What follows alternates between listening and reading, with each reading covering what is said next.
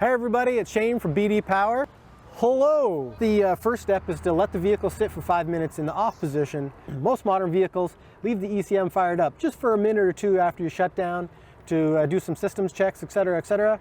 We just want to make sure that everything on the ECM is shut down, all the power on the vehicle is shut off for several minutes, just to make sure we don't have any complications on install. Here we are in the truck. You turn the ignition to the key on position on the first install and sweep the throttle pedal until the lights flash. This will accelerate the learning and we'll be ready to go 100%.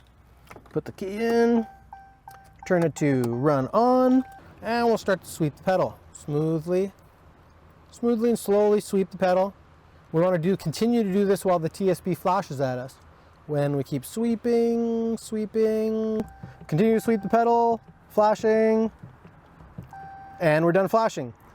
The Throttle Sensitivity Booster is now fully learned, ready to go. And that's it. That's all there is to it.